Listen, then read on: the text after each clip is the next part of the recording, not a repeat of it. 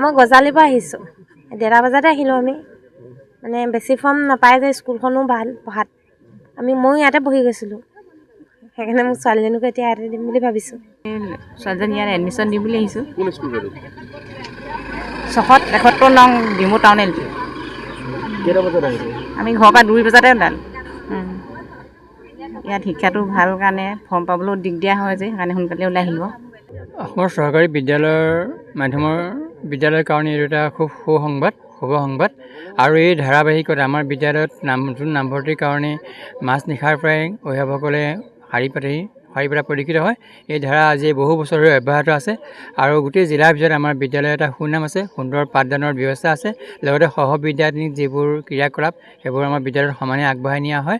তাত আমাৰ অভিভাৱকসকলে যথেষ্ট সুখী হয় আৰু বিভিন্ন প্ৰতিযোগিতামূলক যিবোৰ পৰীক্ষা হয়, সেই পৰীক্ষাবিলাকতো আমাৰ ছাত্ৰ ছাত্ৰীসকলে অৱতীৰ্ণ হয়, নিশ্চয় স্থান দখল কৰিবলৈ সক্ষম হয়। আৰু আমাৰ বিদ্যালয়ত খেলা ধূলা, কলা সংস্কৃতি সকলো দিশতে আমি আগবাঢ়াই নিবলৈ ছাত্ৰ ছাত্ৰীসকলক প্ৰচেষ্টা চলাওঁ। আমাৰ বিদ্যালয়ত ইতিমধ্যে 350জনো অধিক ছাত্ৰ ছাত্ৰী অধ্যয়ন কৰি আছে আৰু এইবাৰ আমি 150জন ছাত্ৰ ছাত্ৰীৰ কাৰণে চিটৰ ব্যৱস্থা কৰিছোঁ আৰু তেওঁলোকে বিদ্যালয়ত নামভৰ্তি কৰিবলৈ আহিছে। ইতিমধ্যে দেখিছে আপোনালোকে দীঘলীয়া শাৰী।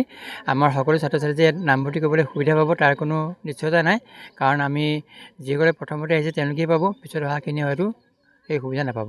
মানে আমাৰ যিটো ডাঙৰ ল'ৰাটো ইয়াতে দি পঢ়াই মানে ডিচিপ্লিনটো ইয়াত ভাল পাওঁ, মানে সেইটো কাৰণে মানে ভাবোঁ যে সৰু ল'ৰাটো ইয়াতে দিম বুলি ভাবিছোঁ। মানে আমাৰ মানে গাঁৱত দিবলৈ ইচ্ছা নাই, ইয়াত মানে ভাল পোৱাৰ কাৰণে ইয়াত মানে সৰুটোকো আনিব বিচাৰিছোঁ।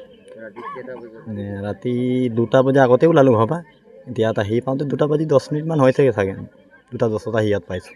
মানে ইয়াৰ ডিচিপ্লিন যিটো দেখোঁ আমি, মানে অন্য স্কুলত ক'ব নালাগে, কিন্তু মানে ইয়াৰ নিচিনা নাপাওঁ মানে বেলেগত। মই অনুভৱ কৰোঁ বাকী স্কুলতকৈ এইটো স্কুলৰ নিচিনা মানে চৰকাৰী স্কুল মই দেখা নাই মানে।